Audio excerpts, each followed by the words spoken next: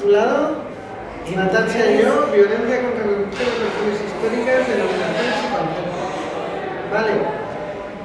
¿Por qué denominaciones y conceptos? Porque se habla de tantas cosas y a veces se genera tanta confusión en esta cosa de que hay seres humanos y hay seres humanas y no es exactamente lo mismo, ¿vale? Entonces, que en la humanidad existe violencia es una verdad, ¿no? Es una cosa que tenemos todas súper clara, que el ser humano es violento porque es de los axiomas que te vienen sonando en el oído desde que eras muy pequeña, ¿no? El ser humano es violento. Entonces, no. Hay seres humanos que son violentos y hay seres humanos que no son violentos. No todos los seres humanos son violentos. Los antropólogos mantienen la cosa de que si fuéramos más violentos que no violentos, la humanidad no hubiera sobrevivido, nos hubiéramos extinguido. O sea que el buenismo se puede defender desde ahí, ¿no?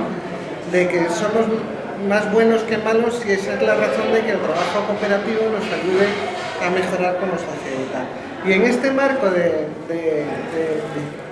violencia, ¿no? Cuando las mujeres empiezan a reivindicar sus derechos y a salir del sistema de esclavitud en el que estaban, que es lo que se hace en el siglo XIX, cuando se reivindica la ciudadanía, se empieza a reflexionar también sobre el tema de la violencia, sin que fuera el principio de vindicación fundamental de todo el movimiento sufragista, que tampoco empieza por el sufragismo específicamente.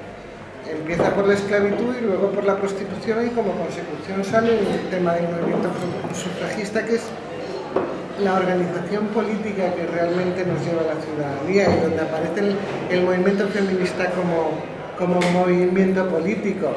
Pero esto es la consecuencia del movimiento antiesclavista norteamericano, que se encuentra que cuando va al Parlamento británico a defender que todos los seres humanos tienen que ser libres, ellas no son seres humanos, son seres humanas y las ponen detrás de una cortina sin voz y sin voto a escuchar lo que los parlamentarios ingleses tienen que decir de la esclavitud, de la no esclavitud, y cuando vuelven a Estados Unidos están tan enfadadas que es cuando hacen la declaración de sentimientos de Seneca Falls, que es como el momento paradigmático del inicio del feminismo como movimiento político.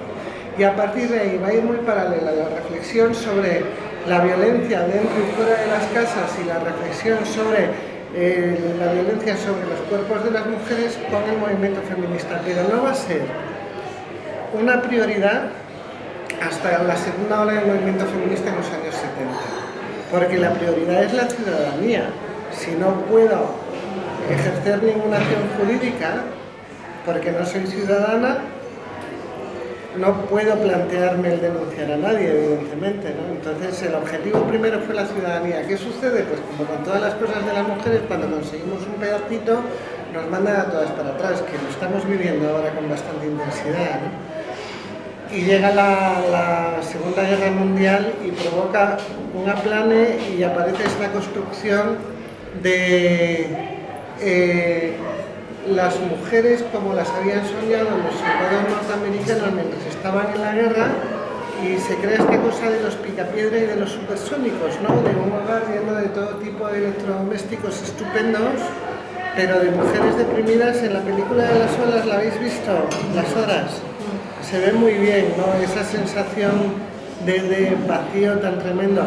Entonces Betty Friedan se pone a reflexionar qué sucede con eso, que se llama El problema que no tiene nombre, de mujeres norteamericanas deprimidas y con un horror vacui en la vida que no saben qué hacer con ello, y el problema que no tiene nombre pasa a llamarse La mística de la feminidad.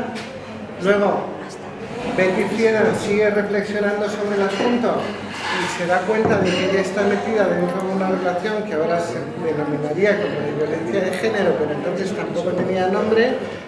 Crea su partido político y se dedica a explicarle a las mujeres que lo que ella ha vivido de la mística de feminidad y de violencia por ser mujer, que hay que empezar a mencionarlo.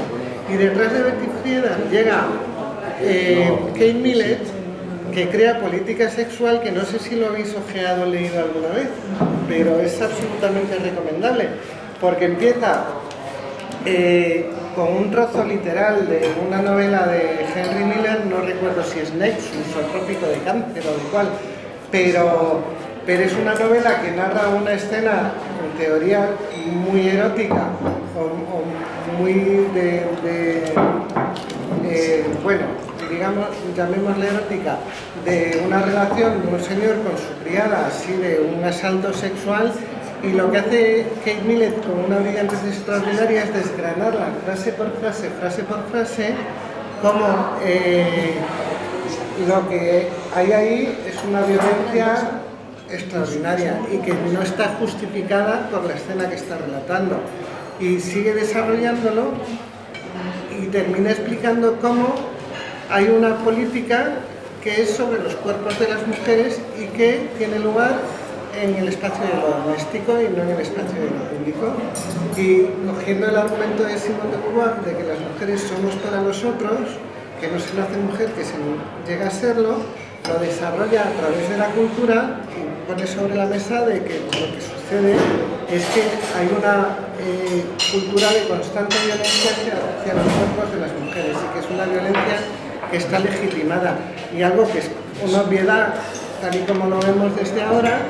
Nadie lo había puesto en negro sobre blanco, y es que Emil es la primera que lo coloca. El segundo sexo es un libro obligatorio para cualquier mujer, que lamentablemente no se estudia ni siquiera en la carrera de filosofía, ¿no? Pero además ella era escultora y por lo tanto me es especialmente afín. Pero ¿por qué os doy este marquito sobre el tema de la violencia? Porque violencia contra las mujeres siempre ha existido. Cuando hablamos de violencia contra las mujeres es algo constante y permanente, de que hace un mes venía subiendo la calle Olivar y adelanté un par de abuelos y uno le dijo al otro: vaya mula, ¿te imaginas tirándomela en la cama? ¿Te imaginas? ¿Sabes? Y esto me pasó a mí a mis 54 tacos, que no soy una niña así veinteañera, pero las niñas con 20 años lo sufren constantemente.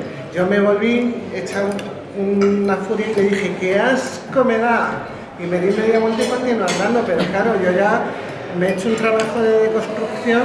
Normalmente te callas, haces que no has oído nada y continúas caminando. Bueno, eso es violencia contra las mujeres. Pues el cuerpo de las mujeres es un campo de batalla desde siempre, ¿no? Y es un cuerpo sobre el que se dirimen montones de cosas a nivel político, económico, geográfico, social. Y en esta enumeración que hace, que es muy dura, ¿no? Y es muy cruel, pero es la constatación de una realidad, yo creo que se entiende muy bien, de modo que os lo traigo literal, ¿vale? Y esto cito a Rojas Marcos en Semillas de la Violencia. Dice: en la Segunda Guerra Mundial, los alemanes cometieron violaciones atroces en los cuerpos de mujeres judías, belgas, polacas, rusas y de los pueblos ocupados. En la Segunda Guerra Mundial, campesinas griegas e italianas fueron las víctimas de los hombres de diferentes nacionalidades que cruzaban sus países. En la Segunda Guerra Mundial, cuando el ejército soviético empezó a avanzar camino de Berlín, le tocó el turno a las mujeres alemanas de experimentar el abuso de sus cuerpos como parte del folclore de guerra. En 1944, las francesas simpatizantes de la resistencia fueron víctimas de los alemanes.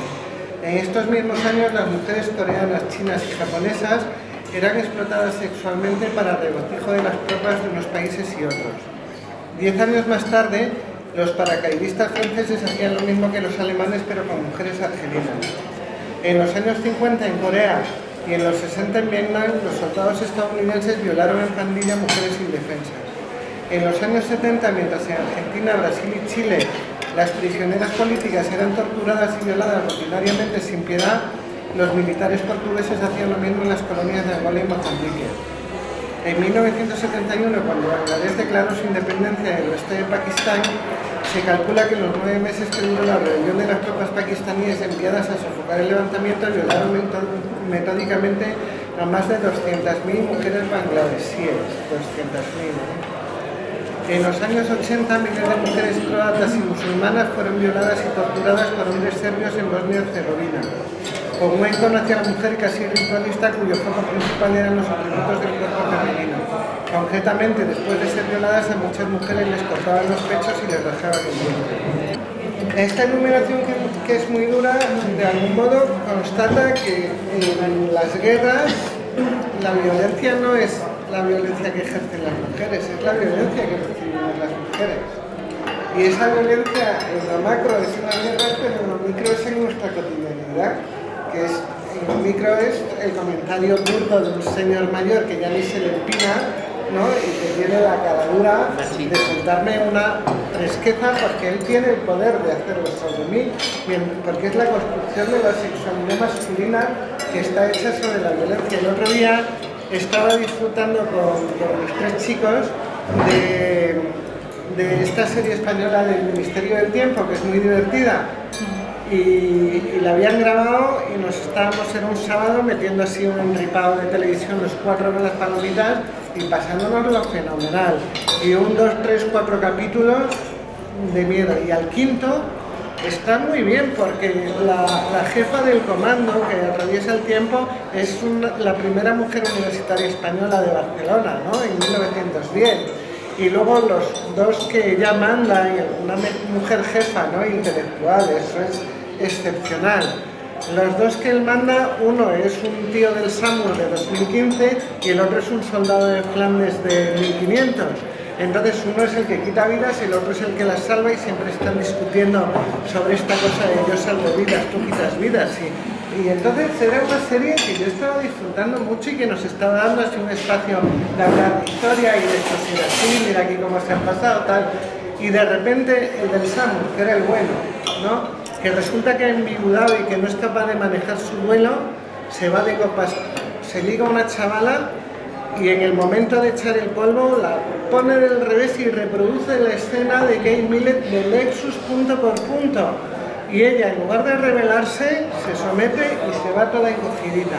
Y de ella no sabemos ni el nombre, ni cómo se llama, ¿no? La objetualización. En una serie que iba muy bien en cuestión de género y de igualdad, porque además sale Cayetana Guillencuervo haciendo un papel de liberada de los 80, lesbiana, que tiene unas relaciones súper sanas de afectos y tal, pues lo destrozaron. Porque yo, que vivo con 3 hombres, uno maduro, uno de 19 y otro de 14, es que los detuve y les dije, mirad lo que os acaban de colar. Así es como el patriarcado educa la sexualidad masculina, ¿no? Cómo entra de fácil. Entonces, ¿por qué os cuento esto? Porque al final la violencia tiene nombre de varón. No somos las mujeres las que agredimos, son los hombres. Y esto que dicho así parece que estás en contra de todos los tíos. La estadística del INE, que los números son fantásticos, ¿no? Hizo este cuadro de 2007 a 2012 y bueno, lo va alargando. Yo he cogido estos 5 años, ¿no? Donde está en 2007 de las personas adultas condenadas en España, 147.160 eran hombres y 13.778 eran, sí, acercamos el cuadro a la cámara, mujeres. Si os dais cuenta, los porcentajes de violencia, el género en violencia, son muy importantes, muy importantes. Hay un libro escrito por un alemán de nombre impronunciable que, como ya os digo que esto no me lo he preparado, no he traído el nombre del autor, pero él hizo toda una estadística desde el siglo XIII hasta el siglo XX sobre los crímenes violentos en Centro Europa, y el 90% tenían nombre de varón. Vale, el 90%, es un porcentaje extremadamente alto, ¿no?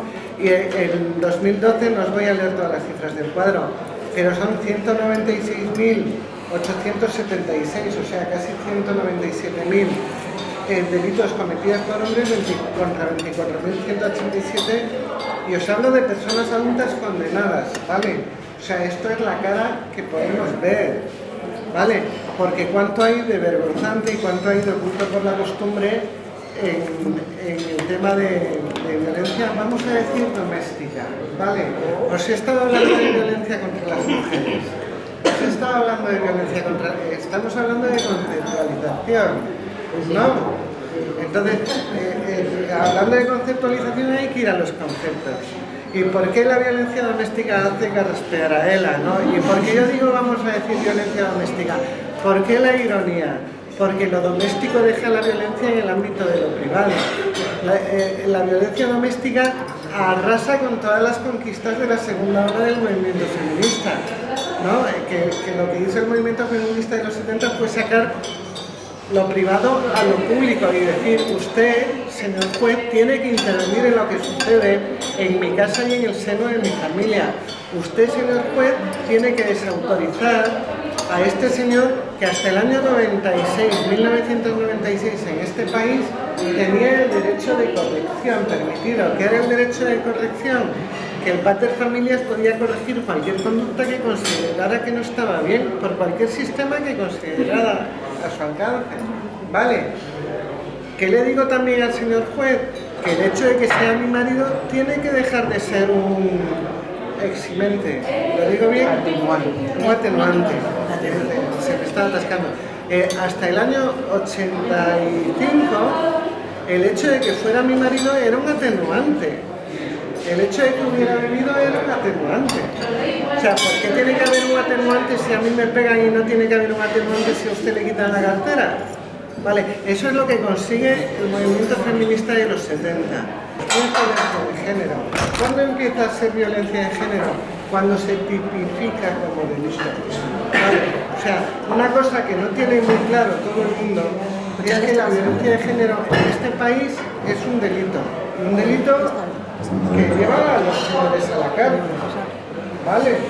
O sea, es un delito castigable por la ley y con penas normalmente bastante severas. Cuando hay demostrado un delito de violencia de género, es muy raro que le caigan menos de 2 años al tío y que se esquive la pena, ¿vale?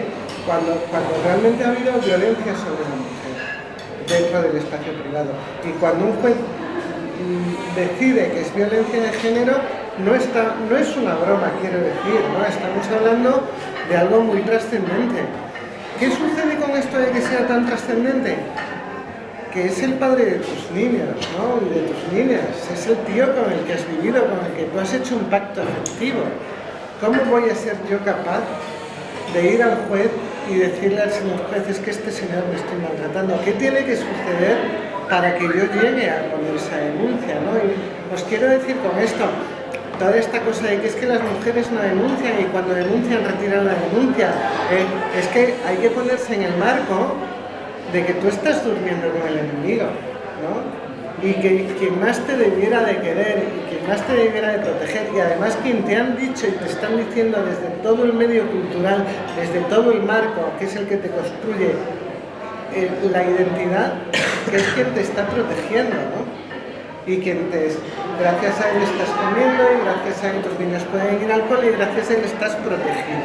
Y él es el que te está quitando la vida, te está quitando la autoestima, te está deconstruyendo la identidad y te está llevando a un lugar donde no hay nada, porque al final a las víctimas lo que le preguntas es ¿por qué estás aquí? ¿Qué es lo que estás contándome? ¿Qué quieres que haga por ti? Lo que te dice es no lo sé, porque ya no lo saben, porque está la descalificación y el vacuneo. O sea, con esto os quiero decir que la violencia de género es violencia de género.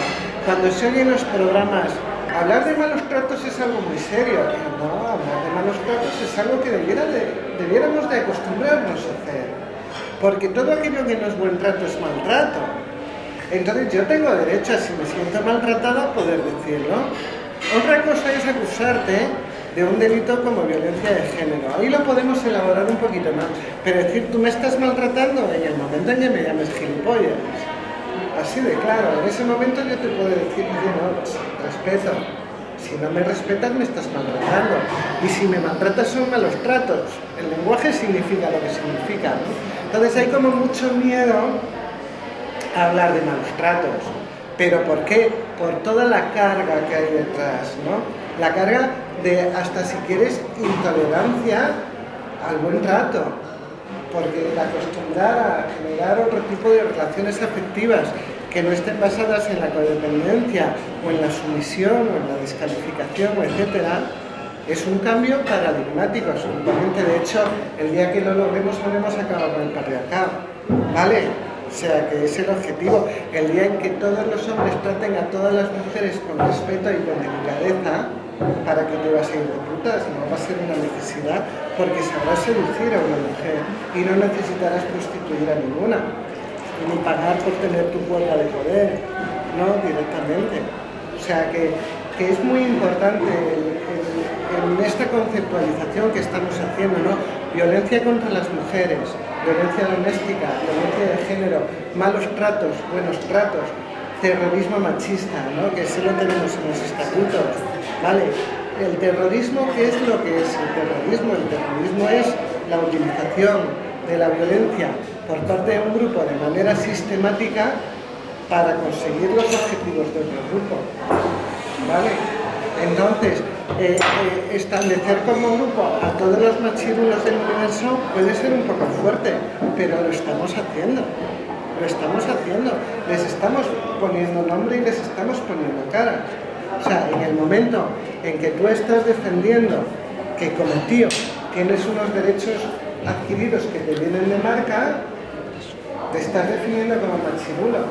Entonces yo me voy a posicionar enfrente como feminista y te voy a decir, tú estás haciendo terrorismo, y estás haciendo un terrorismo sistemático y que yo puedo colocar en un marco teórico para poderme defender de él, porque yo soy en este caso la clase oprimida por el terrorismo y la clase terrorizada por el terrorismo, ¿no? Evidentemente es un término muy fuerte y que provoca muchísimas resistencias, y más en este país que tenemos muchos ecos de lo que es el terrorismo, pero en realidad ETA mató menos gente.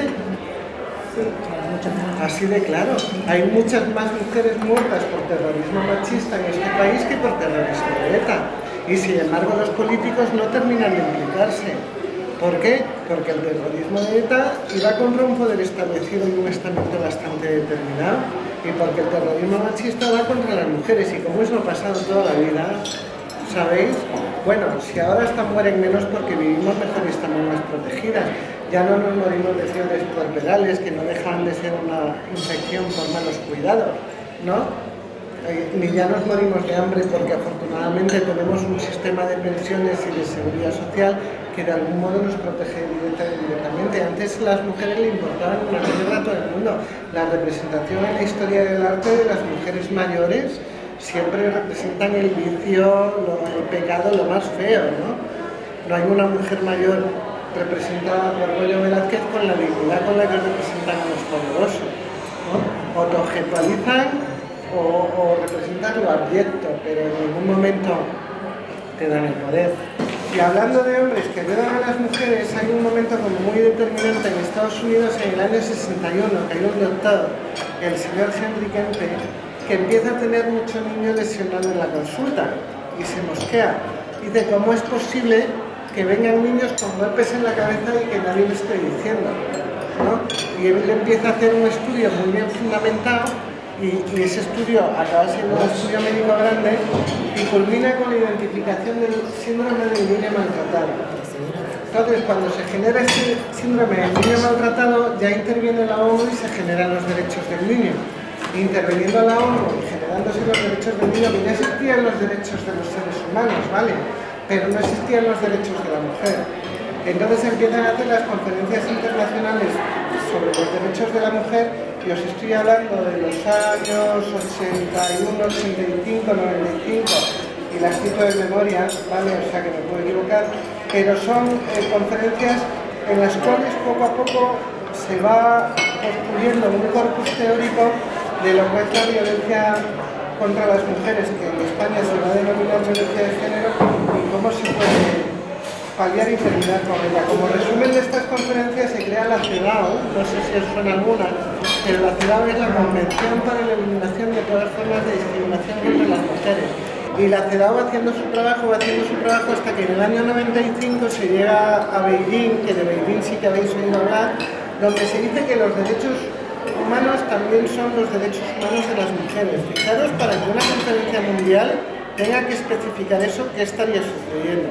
Vale, y en Beijing se consiguen cosas fabulosas como lograr pasar por encima de todas las religiones para definir unos mínimos, ¿no? Pensar que en una conferencia mundial están todos los imanes, están todos los obispos, están todos los ortodoxos, todos los budistas, todas las religiones ahí vigilando por nuestra moral y buenas costumbres, ¿vale? Bueno, pues se logra un acuerdo de mínimos. Y en esos acuerdos de mínimos se dice que las mujeres necesitan autonomía, vivir sin miedo, buscar libremente la felicidad y tener una totalidad de trato y derecho con los hombres. Que es algo que nos puede parecer una obviedad, pero a lo mejor una mujer afgana nos lo planteaba desde otro punto de vista, ¿no? Traigo una diapo que os la voy a pasar, que habla de que en un pueblo imaginario de 100 habitantes, 60 serían asiáticos, 32 judíos cristianos, 14 americanos, 20 de raza blanca, 12 africanos, 8 de clase social media alta o alta, 11 europeos, 4 poseerían un ordenador, 3 serían de Oceanía y 2 tendrían estudios universitarios. Con esto os quiero decir que aquí estamos un 1%, ¿vale? Porque de esos dos nosotros somos uno, ¿de acuerdo? Que en Afganistán no hay violencia de género porque si van a votar las mujeres se matan a 800 por haberlo hecho y ni siquiera es noticiable. Y esto es una cifra. Por algo que nosotros decimos, yo no voy a votar en estas elecciones porque me tienen todos cabreada. Pues en otros países por eso, y bueno, no os quiero decir todas las que se quedaron en el camino en esa lucha, ¿no? Bien, y ya para terminar, os voy a leer lo que son los fundamentos de la ley española. ¿Por qué violencia de género? Eso es un debate y una polémica interesante, que además hay bastante literatura escrita y es complejo y es muy difícil de entender por qué violencia de género. Yo os doy mi razonamiento, ¿vale? Que lo encuentro en común con gente muy sabia y a veces me dan la razón y a veces me la quitan. Yo creo que denominarlo violencia de género fue un pacto que se hizo en un momento muy determinado en que había en este país un gobierno feminista que fue el primer gobierno de Zapatero y había una oportunidad de oro para iniciarlo. Entonces había una resolución de la Unión Europea que era una transposición de las decisiones de la conferencia de Nairobi y ese gobierno feminista se agarró a esa resolución y a que este país tiene suscritos convenios con la Unión Europea que le obliguen a transponer las resoluciones que hace y convertirlas en leyes nacionales. Porque la Unión Europea no es soberana, cada país es soberano en sí mismo. Entonces, si tú no coges la resolución europea y haces una transposición a las leyes de tu país, esa ley, esa resolución se queda en nada. Luego, la Unión Europea te penalizará más o menos, pero como ahora la Unión Europea está ocupada en otros temas, pues el tema de derechos humanos de las mujeres probablemente no sería penalizable, no lo sé. El rollo es que en aquel momento había un gobierno feminista que coge esta resolución de la Unión Europea, la transpone y saca lo que es una ley absolutamente pionera y extraordinaria a nivel mundial y una de las cosas que a mí me hace sentir orgullosa de ser española, ¿vale? Esta ley ha sido un auténtico hito en el movimiento de las mujeres a nivel global, ¿no? Y bueno, yo creo que con esto se da una panorámica conceptual bastante interesante de por qué la violencia de género tiene que ser violencia de género, de lo que es constitutivo de delito en violencia de género, ¿por qué es constitutiva de delito? Y dentro de todo eso, el marco más grande de lo que es la violencia contra las mujeres, de lo que es el terrorismo machista. Pero a nivel de conceptos yo creo que...